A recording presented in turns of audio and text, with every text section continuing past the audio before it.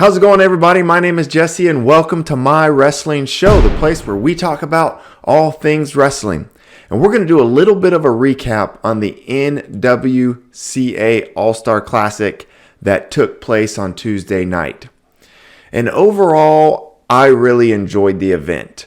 We got some good wrestling. The athletes got paid. They got to utilize the NIL deal. But just like on Twitter, there was a lot of back and forth complaints, whatever you like to call it, about the lack of fans. And I tend to agree with that. Fans make sports, right? So it was a little bit strange to see Mekhi Lewis and Carter Starachi wrestle each other, and there really wasn't any fan noise, right? We have this super high level match, and there weren't any oohs and ahs or screams or claps or anything from the crowd. And so that certainly was an element that the event was missing.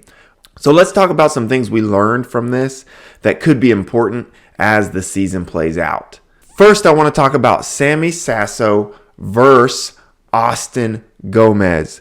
This was a super fun match. The 149-pound weight class gets more and more intriguing every single day. It seems like every time I'm doing a video, I'm talking about 149 pounds because more and more information just keeps popping up about this weight class. I mean, we started the season with 10 All-Americans, so we were already interested. 10 All-Americans, it's a deep weight class. And then a couple weeks in, we have some freshmen popping off. Caleb Henson comes in. Shane Vanessa's looking good. But with all that, Yanni is still number one. It's like Yanni's the national champ, but we have all these other contenders kind of coming in that can be on the podium, that can make things interesting. But Yanni's number one. There's no question there. And then Yanni loses big to Austin Gomez. And so now we start thinking, is Austin Gomez a title contender? Or was this a little bit of a, okay, you got him on an off day?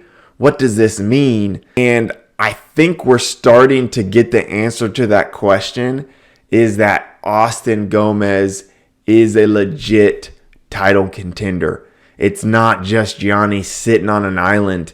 Austin Gomez is here to wrestle. I mean, he got 3 takedowns in the span of 25 seconds. This is the clip here. And it's a very, he gets in on the single, he switches to the double. And then so I want to pause it here real quick. So if you guys remember this position, let me get to the right spot. So I want to pause it here right quick. This is the exact position where Austin Gomez put Yanni to his back. It was that seatbelt position, and Yanni, and here Sasso has that really tight whizzer. And in the Yanni match, Austin Gomez goes for like a chin and arm. Yanni reacts, and then he shoots back to a tight waist, lifts Yanni up straight to his back. And here, I think Sammy Sasso must have scouted that match, and he feels this, and he just bails. He gives up the 2. He just bails, gives up the 2. Austin Gomez right back in, gets another takedown, cuts him, pushes him out, goes right back to that underhook, right to the single, and he gets in so deep there, he's basically behind him right away, and he gets the other 2. That's pretty impressive wrestling there by Austin Gomez. The only thing that you could possibly say here is Sammy Sasso, he was exhausted.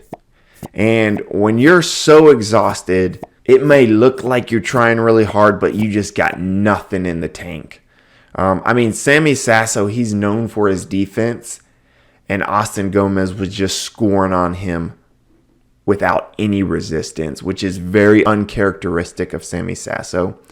But we've seen it against Yanni. We've seen it against Sammy. Austin Gomez is a legit title contender. So the 149-pound weight class is getting more and more interesting every single day. The third thing we learned is you need to subscribe to this channel. If you don't, your kid might end up being a basketball player. Now, that might not be true, but do you really want to risk it? Go ahead and subscribe. Now let's get back to talking about wrestling after you subscribe. 184 pounds, Aaron Brooks. The fourth thing we learned, Aaron Brooks may have jumped levels because I'm sorry, you just do not do what he did to Parker Keckeisen. I think Parker Keckeisen, a lot of people don't realize how freaking good he is.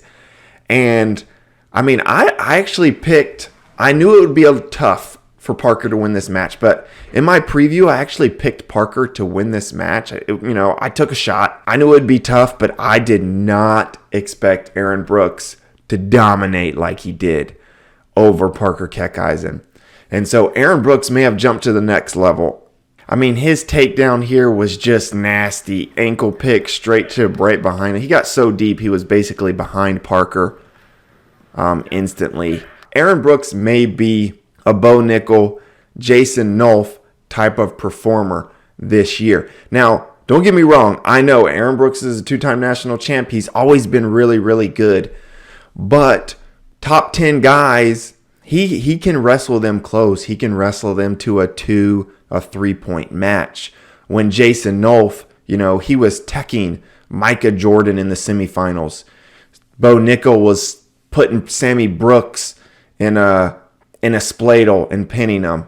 So Aaron Brooks really didn't have a ton of those matches. He was consistently winning. I mean, he's only lost twice in college total.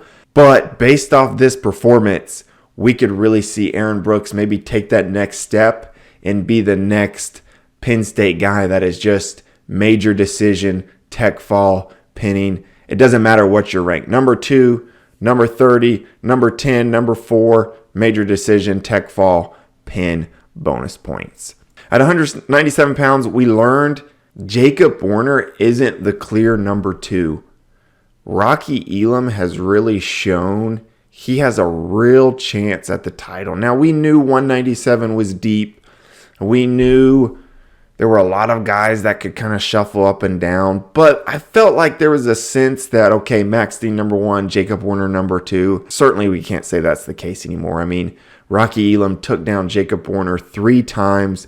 He looked really, really tough doing it.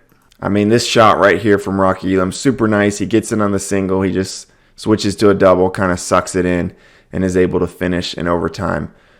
So he's looking really, really tough. At 225 pounds, Anthony Cassiope versus Greg Kurtlevitt. Greg gets over the hump, and in this match, it seemed to me whoever shoots first and shoots more often may win the match. Now, Greg did get 3 takedowns. He controlled the match. But Cassiope, he got in pretty deep 2 times. One time they were on the edge. They kind of went out of bounds. And the other time Cassiope was able to suck that leg in. Ultimately, Greg defended it off. But he was threatening a couple times. And so I think if Cassiope is going to beat Greg again, it's not going to be a 3-2 match, a 4-3 match. It's going to be 6-8, right? He's going to have to get 2 or 3 takedowns because I think it's based on this result, Greg is going to get at least 1 or 2 takedowns himself. And so you're going to have to match that with a reversal, a tough ride, and maybe a takedown or 2 for Cassiope.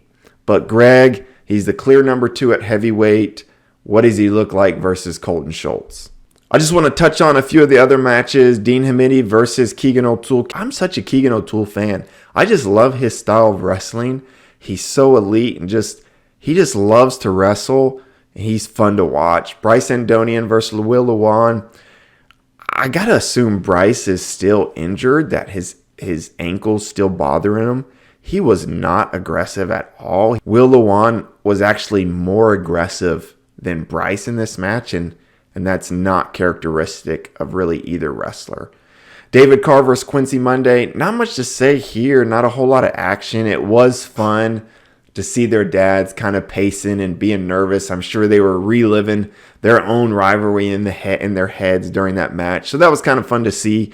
Nate Carr was kind of pacing back and forth, and you could see the nerves in their dads' faces sitting on the sideline. So that was kind of cool. And then the marquee matchup of the night, Carter Starachi versus Makai Lewis.